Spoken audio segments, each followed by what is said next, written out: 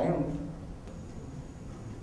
I said, first of all, people should debate that what is the benefit of Article 370 for the people of Jammu and Kashmir, and what is the demerit of Article 370 for the people of Jammu and Kashmir. And the same way, we have to discuss that what is the merit and demerit for the rest of the country's people when Article 370 is there in Jammu and Kashmir. On this point, a lot of people have started making submissions, and particularly separatist mindset people, that if Article 370 is abrogated, removed from the Constitution of India, then the Jammu and Kashmir will not be part of the Union of India. So they sometimes say that it is a bridge. Article 370 is a bridge between Jammu and Kashmir and Union of India. Before going into the genesis of Article 370 and what is the actually Article 370, which is misconceived and misconception is prevailing in the whole country, first let us understand that that sentiment, it is based on sentiment, not on the basis of any legal documents. This kind of debate even we should not participate. That somebody says if Article 370 is removed, then Jammu and Kashmir will not be a part of Union of India, and Article 370 is a bridge. In my opinion, neither Article 370 is a bridge nor a tunnel. It has nothing to do with the Indian Constitution, because if it is removed or it is kept, in both ways, Jammu and Kashmir is integral part of India, and that is not accepted only by the Constituent Assembly of Indian Parliament. Even the Jammu and Kashmir Constituent Assembly has accepted that, and that I will show. So here, I would like to show you some documents which will completely prove that. First, I would like to say that Jammu and Kashmir Constitution Preamble, as you are aware, that in 47 instrument of accession was signed. Thereafter, there was a Constituent Assembly in which more than 5 people were from Jammu and Kashmir. Then Constitution was accepted, Article 370 was put in place to bring that Indian Constitution to Jammu and Kashmir. Thereafter in 56, Jammu and Kashmir Constitution, what they have said, first I would like to start with that. So that the argument that 370 is a bridge, that will be nullified by the Jammu and Kashmir Constitution itself.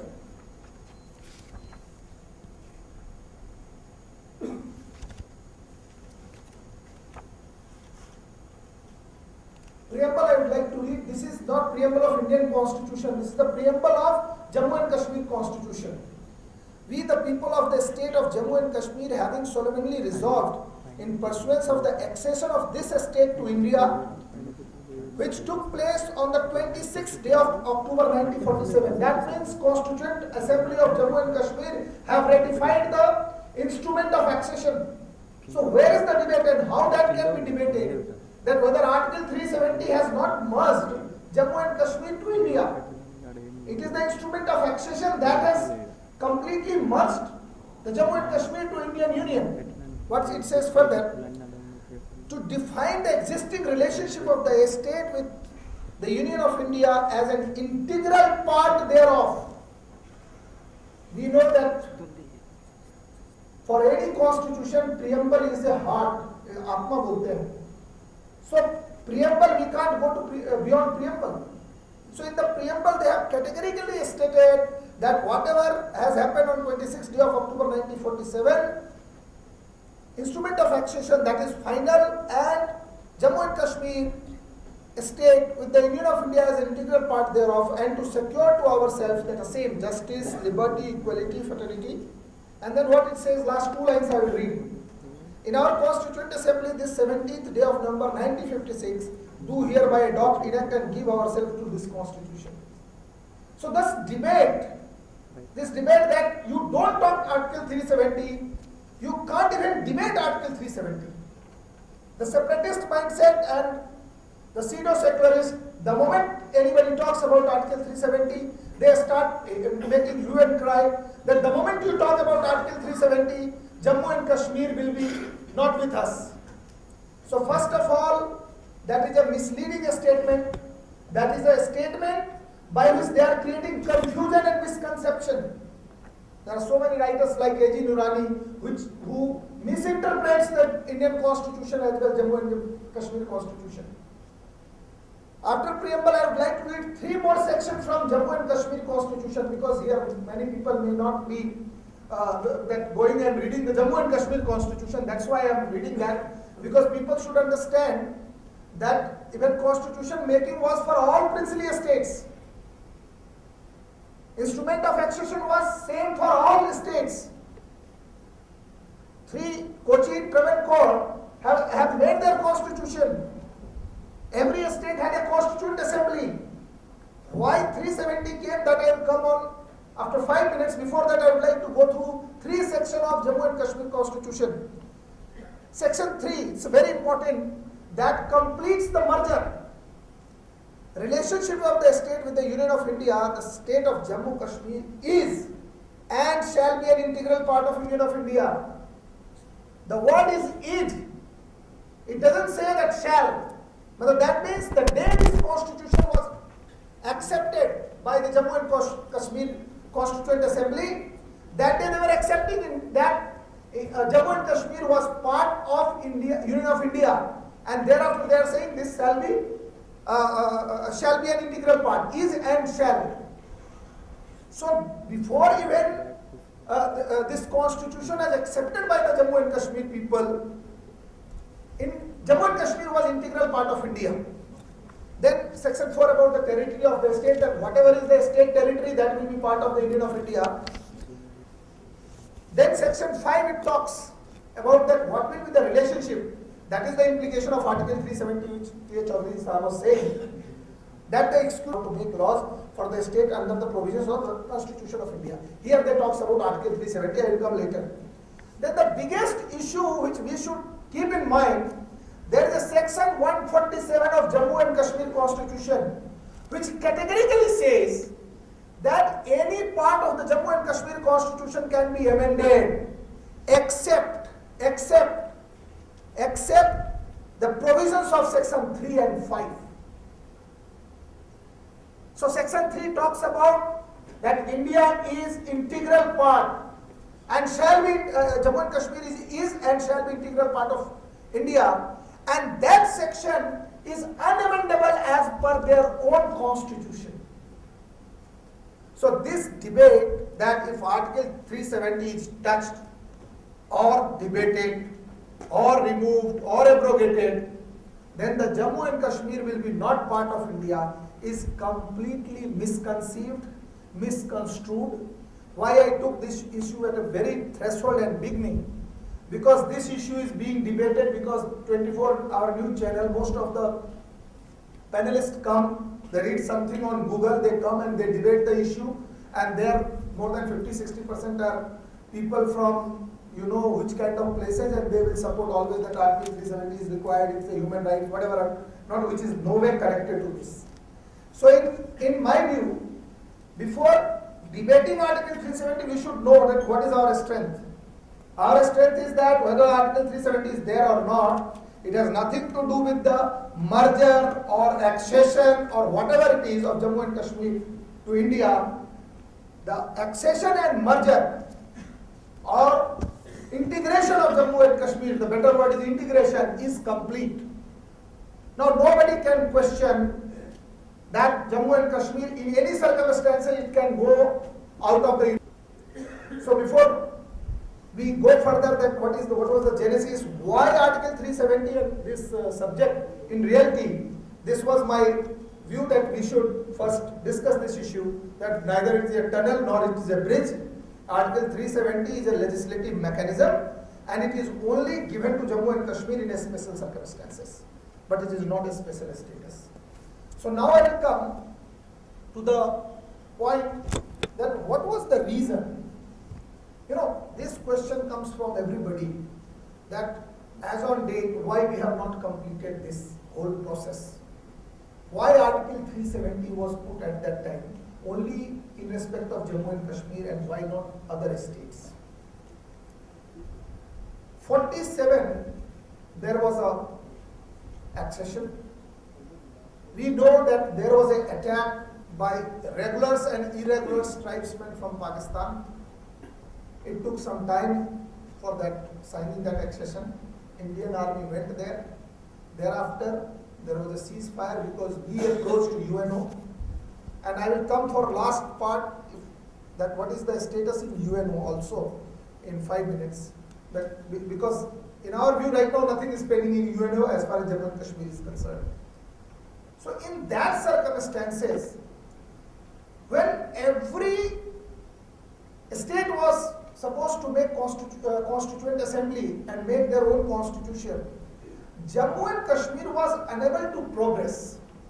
The reason was almost 30 to 40% of the state was occupied by Pakistan, that irregulars, that is right now it is called Azad Kashmir. You see, this debate is how it is misplaced. That even still Pakistan is not saying that Jammu and Kashmir is my part. They said it is open Azad Kashmir. If you see, if you would have heard their election speech, even in last in which Benazir was killed, what was their slogan? Charo Subo ki Janjir, Benazir, Benazir. That means there are only 4 states. Jammu and Kashmir is not part of the Pakistan. Neither they are saying it is the Azad Kashmir. So at that time, at least 24 constituency which we say that it is in Pakistan, Jammu and Kashmir Constituent Assembly was unable to function because war was on, there were certain special circumstances, and Indian Constitution was about to be completed. In other states, Constituent Assembly were there, they were ratifying whatever was the instrument of accession and everything. That was the problem, that at that time, Constituent Assembly, and no doubt you know, because whenever we talk about Article 370, it comes Sheikh, Nehru, what Sheikh did, what Nehru did, what they should have not done. But now that is not the point. If today we talk about what Sheikh did, what Nehru did, then it is of no use. So we should not, dispassionately we should discuss about Article 370 and Jammu and Kashmir issue. Because of this emotion, we talk something, and then on the merit, when it comes, we find that talking about the past will not help. There are certain legal documents, on that basis only we can base our argument. So at that time, the same instrument of accession was signed, same constitution making process was on in all the states. However, in Jammu and Kashmir, because of the external aggression, this was not completed, and just to take forward the Indian Constitution, one additional legislative mechanism was created, and that is Article 370. Because at that time, if you see, I will go through the section wise, that how to take Indian Constitution to Jammu and Kashmir. Because in another state, their Constituent Assembly, their Vidhan Sabha was considered as a Constituent Assembly and they adopted. But that was not happening in Jammu and Kashmir. In between 1952, Sheikh and Nehru, they made some accord, which everybody said Delhi Accord. That accord is not a legal document, and in that, they put a lot of things which was nowhere in Article 370. And there it comes that do Vidhan, do Samvidhan, all these issues, and then Shyama Prasad Mukherjee ji started agitation. Because Article 370 does not distinguish. We all know that in Indian Constitution there are 3 lists: Union list, state list, and concurrent list. In Jammu and Kashmir, in respect of Jammu and Kashmir, also Article 370 talks that external defense, external affairs, and telecommunication will be with the consultation. Consultation, that means concurrence was not required. So that was the union list for Jammu and Kashmir. And rest of the things was a state list for Jammu and Kashmir. So where was the question that special status, whatever we are talking? However, because of the misconception and talks, people started talking that Jammu and Kashmir is a unique state. It is having a special status. It is not like that. If you read Article 370, there is no special word is there. There is no uniqueness is there. But because of the discussion kept on happening, and thereafter people's mind was preoccupied, okay, Jammu and Kashmir, there is something, some other issues are, there is some politics. But the issue was that because Jammu and Kashmir Constituent Assembly was not in a position to function, and there was no Vidhan Sabha also there before 56, that's why this additional legislative mechanism was put in place, and that's why Article 370 was born.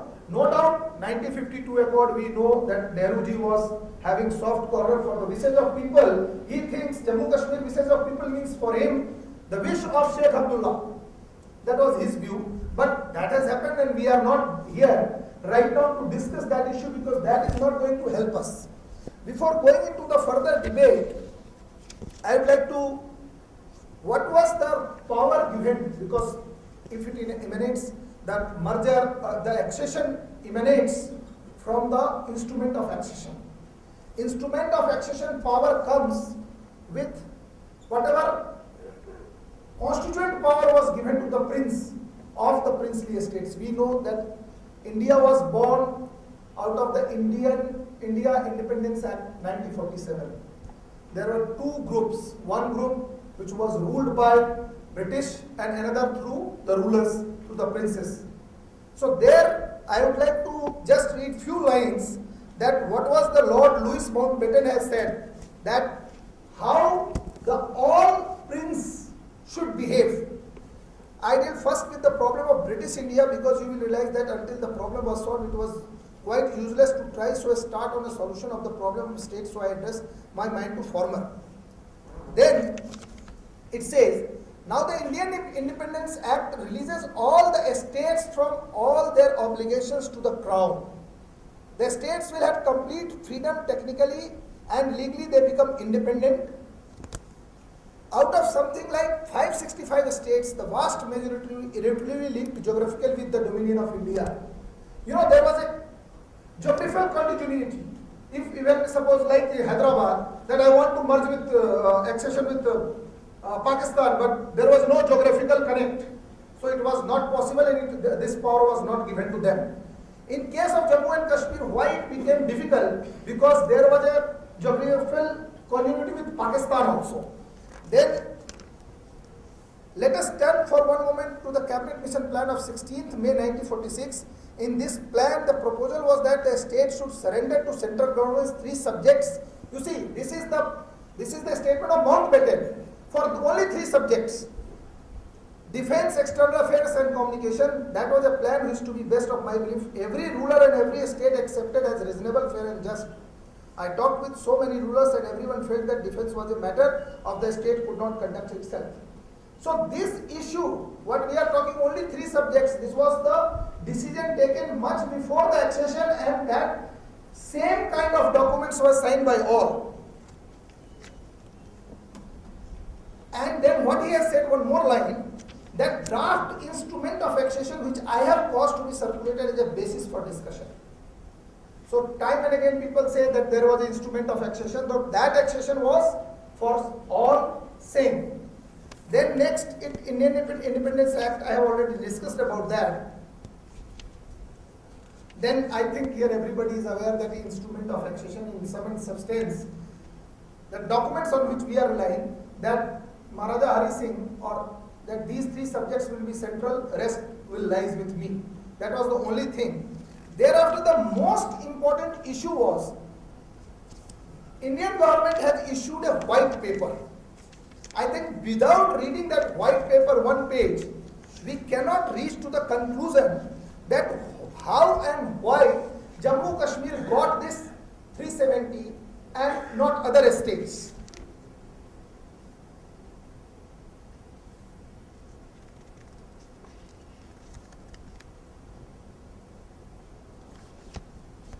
Just one second.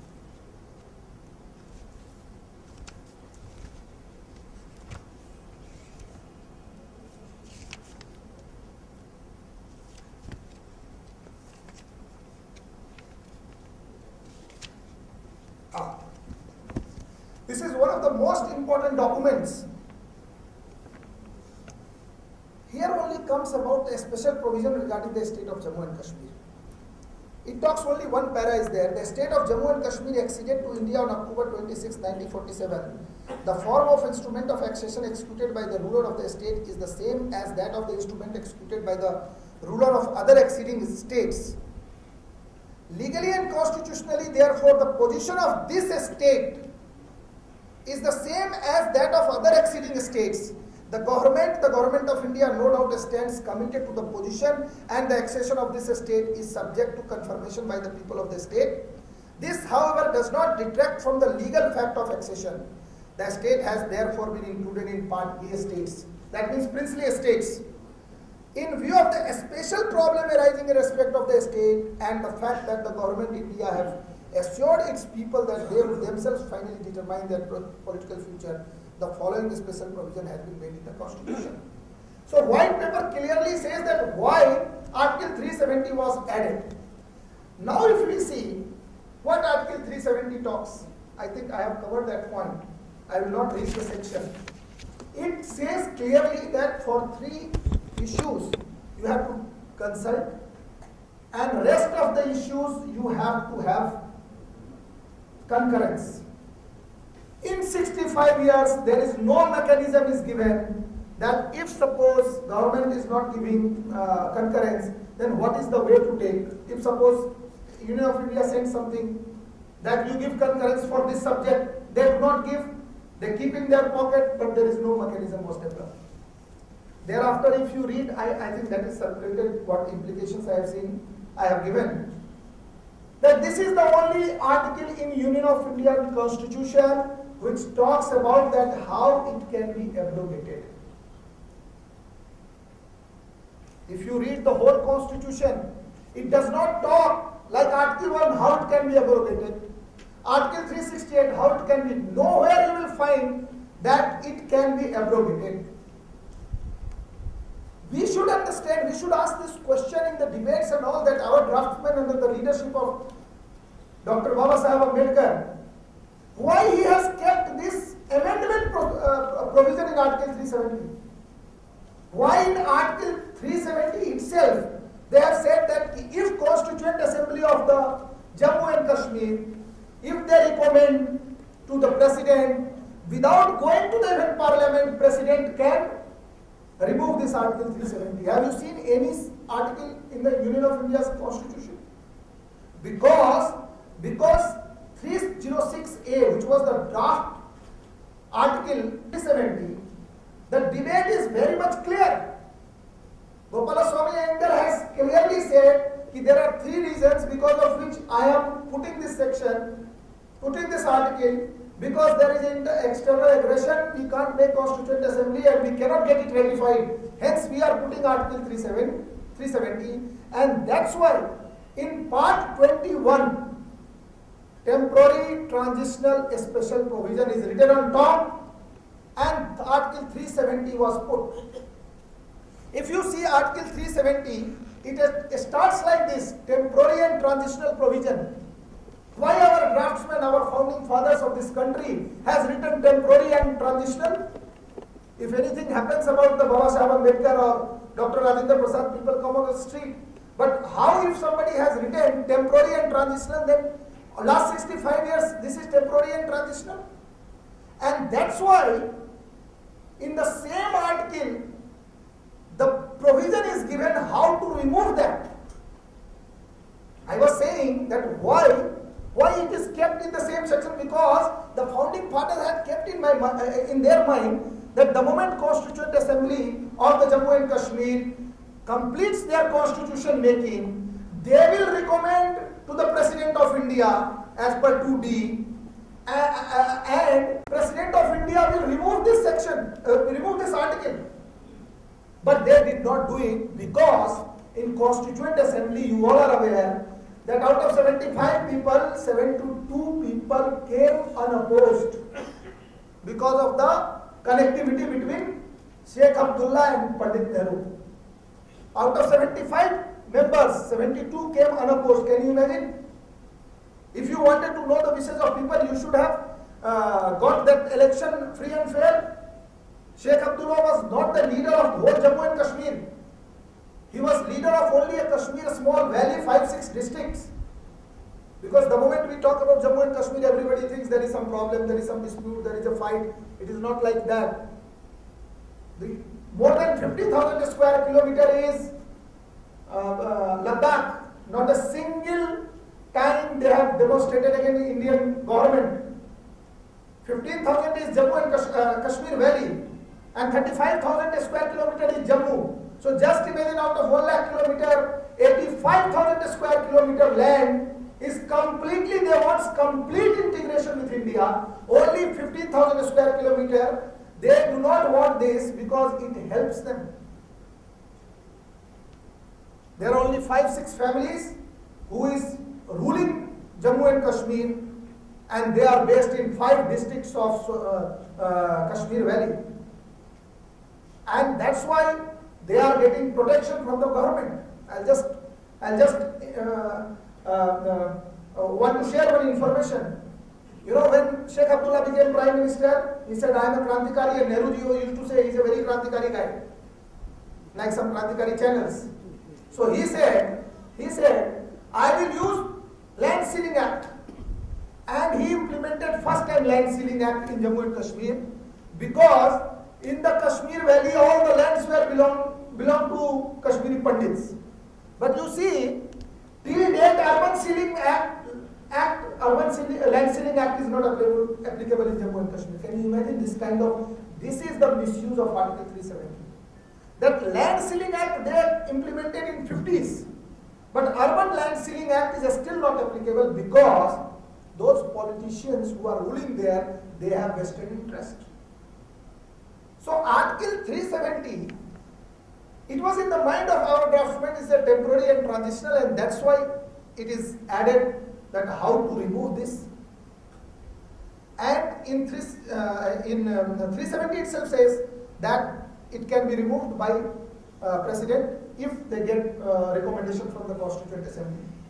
Thereafter also in 368, which is the normal provision for Indian Constitution to amend anything, by that also it can be amended. And if a temporary and transitional becomes completely permanent, then it is a disrespect of our founding fathers. We are disrespecting our founding fathers who made this constitution.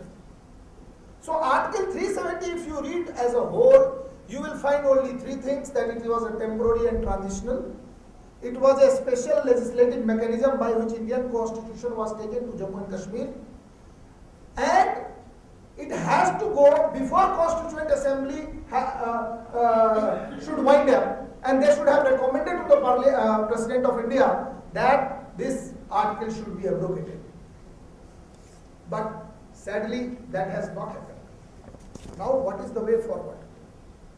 The way forward is, first of all, whatever is the misconception and miscommunication, that in gender parlance we talk that Jammu Kashmir is having a special status. The moment we talk Jammu Kashmir is having a special status, it comes in the mind. I would like to share one judgment of Honorable Supreme Court of India, that because of the surrounding effects, sometimes we say media trap.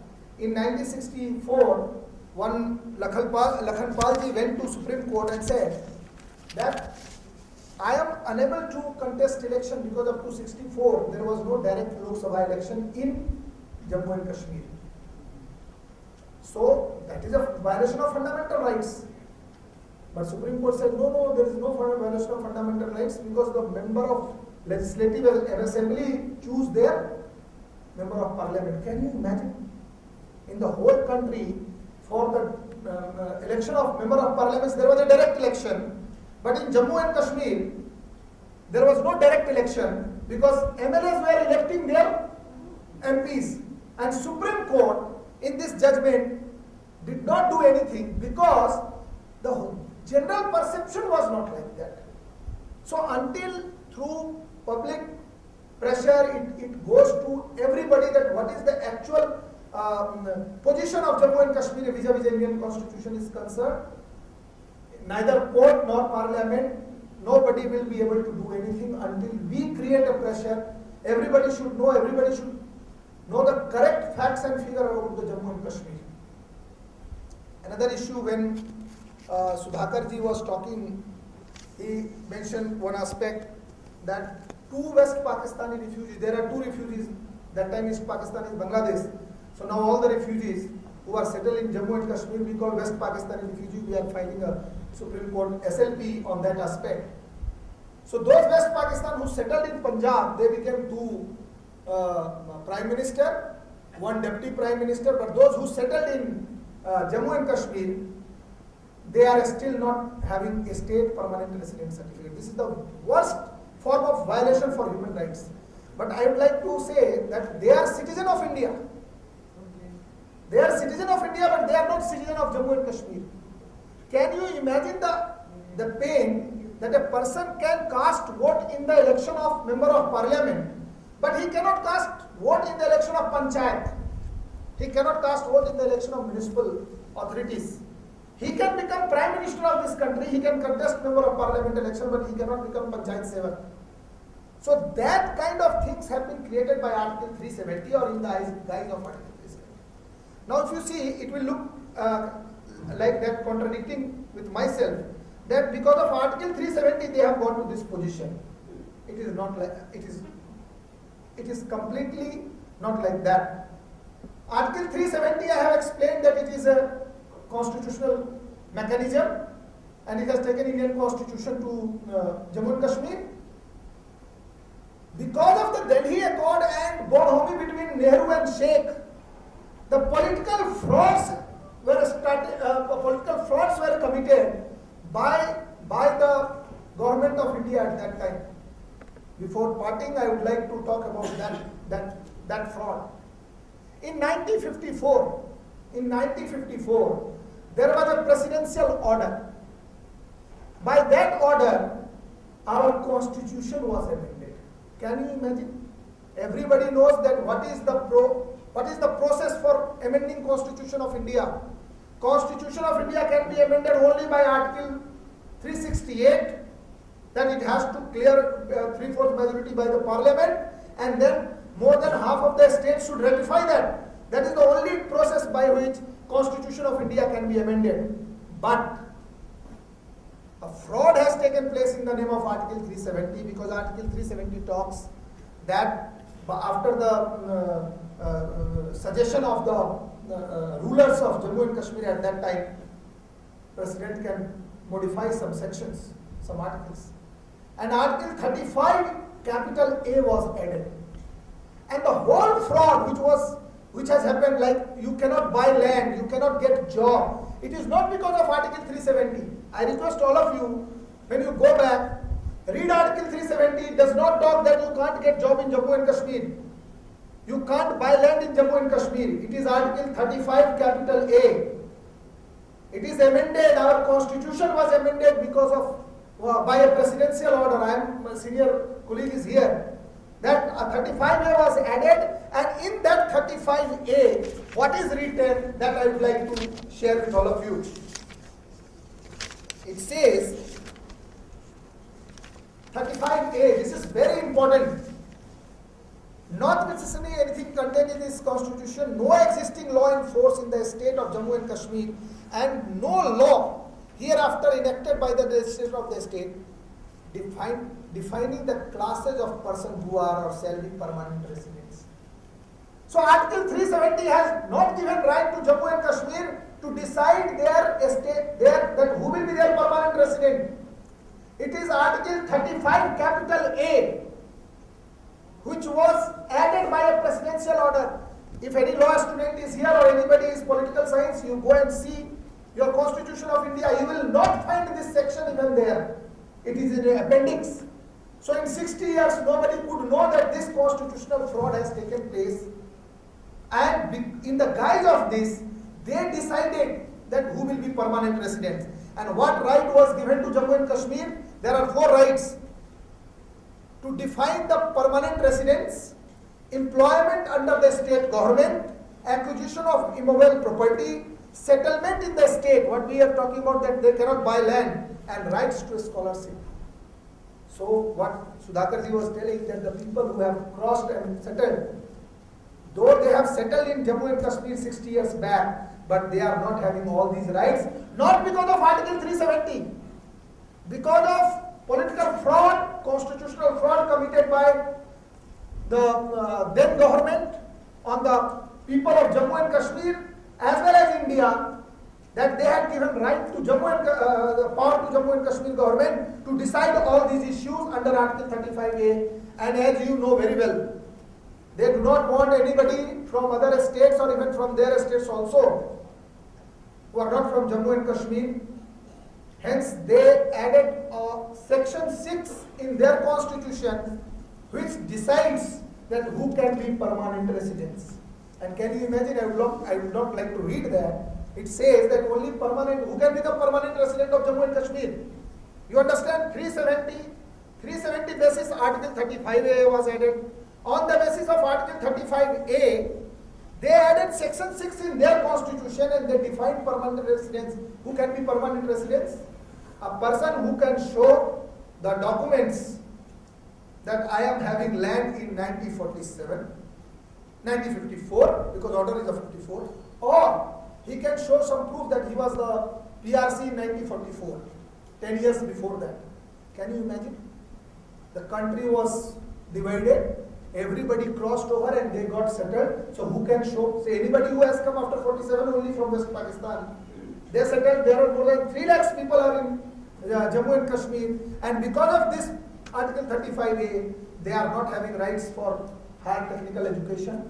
They are not having rights of getting government job. They are not having rights of marrying the girl who is having PRC. So this Article 35A and Section 6 has completely created a situation by which 2 sets of people have been created in this country, but not because of Article 370. So the moment we talk about emotionally Article 370, it is 35A. I am telling you, if 35A is removed, Article 370 has no meaning. 35A has given them right.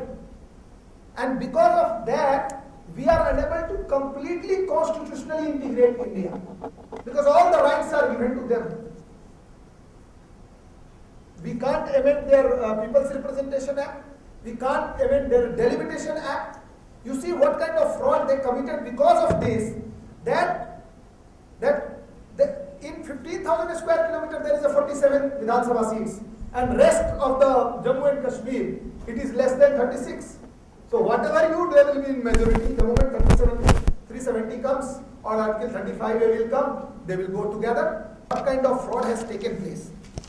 Now, at the last leg, I will say what are the implications. Implication is what I have started, that there are like equality before law is in constitution. 20 years if we see, there is a movement that SC, ST, OBC, women, minority, their upsurge is there. In the whole country, this upsurge has taken place. But in Jammu and Kashmir, this has not taken place. Can you imagine that scheduled tribe was not having job reservation till 1991? You just imagine in 50 years almost, or 40 years, no scheduled tribe could get job on the basis of being a scheduled tribe. There is still no reservation to OBC, other backward caste in Jammu and Kashmir, because you know why this is not there. Job will go to the people of Jammu and go to the people of Ladakh, because they are all Hindus or Pandits have been removed from Kashmir Valley. That's why they are not accepting OBC reservation. The women upliftment is there, but in Jammu and Kashmir they are not giving rights to women. A man can marry a woman from out of the state, she becomes a state PRC, permanent resident certificate. But a PRC woman cannot marry outside a state. If she marries, then she will have right, but her kids will not have right. I'll just share one incident that one lady got married with an army man of Uttarakhand. She bare 3 kids. Her husband died in the action. She had shifted to Uttarakhand. Then when she went back to Kashmir, she wanted admission for their kids and all these things. The state government said that you have PRC because you have come back, but your kids will not get PRC, permanent resident certificate. Hence, your asset will go back to the state, or you sell it to PRC holder, because your lands, your estate cannot be taken by your kids. So these kind of things have been created in Jammu and Kashmir. More than 40 articles of Union of Indian Constitution is not extended. And whatever is extended with some modifications. So that has created a lot of problems for the people of Jammu and Kashmir also. Like I will tell you, 74th, 75th Amendment, whole country has accepted. But in Jammu and Kashmir it is not accepted. That is Panchayati Raj. Only 5 times Panchayat election have taken place in Jammu and Kashmir. If you see the intent of you are crying that power should be given to us, and that's why more than 35, 36 Panchayats members have been killed by the militants. Because they are asking, because of Article 370, we are not getting these kind of benefits. Right to Information Act is defined there. Whatever money is going to Jammu and Kashmir, only few pockets are getting that money, rest of the people are facing problems. So, against Article 370, there is a churning out in Jammu and Kashmir also, not only among Hindus. All Hindus or Buddhists are asking for removal of Article 370. Even in Muslims also, like in Kargil, there is a one activist is Javed Rahi. If you see, he has said, we are not against Article 370. Article 370 is against us. There is Kargili Muslim, there is a Gurjar Musalman. They all are saying Gurjars are scheduled tribes, but they are not getting their benefits. So Article 370 we have to understand in the right perspective. We should dispassionately, we should try to upgrade the information and remove the misconception about Article 370. As well as Article 370 is not a hoa, that the moment it comes, a lot of people have started talking that no, this, if this is going, this will happen, that will happen. In my parting ways, I wish to say that we should reach as many as people we can reach. There should be some people who should do research on this subject, who should complete that. Jammu Kashmir Study Center is doing that job on that issue. Till 15 years after independence, there was a consensus that Article 370 has to go. And I will give you the proof. But thereafter, because of the vote bank politics, political parties have started taking different stand. There was a debate in our parliament in 1964. There was one Dharmveer Shastri who moved a private bill and asked for abrogation of Article 370. You can imagine that 47 members of parliament participated in that debate, and everybody said that it has to go. In that 47, 5 were from Jammu and Kashmir. Can you imagine?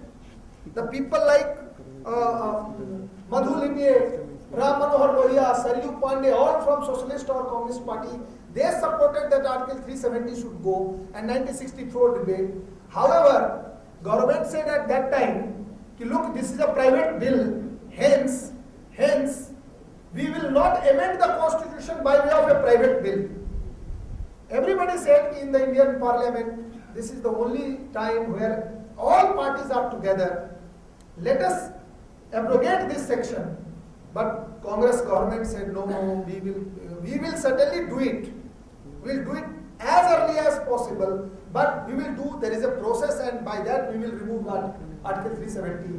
And they asked division of vote, and they issued whip to their member of parliaments, and then that private bill of Dharmveer Shastri was defeated, and Article 370 could not be abrogated. Thereafter, you know very well that vote bank politics came, and certain leaders like Nitish Kumar and all, they are talking there is no need of debate, but he is not reading what Ram Manohar Lohia has spoken in that debate, what Madhu Limye has debated on this point. But because he does not wish to go and see that, and that's why the people, if you see the reaction of separatist mindset, they were 100 times disturbed after these two issues. When Dr. Jitendra Singh, my friend, said that why not there should be a debate, they were very disturbed. We are not saying to remove or abrogate. We are saying let us debate Article 370. But they are very disturbed because they know very well if this debate goes, then people will come to know the opinion of Dr. Bhimrao Ambedkar on Article 370, the opinion of Dr. Rajendra Prasad, the opinion of Ram Manohar Lohia, the opinion of Saryu Panday, the opinion of Mr. Banerjee.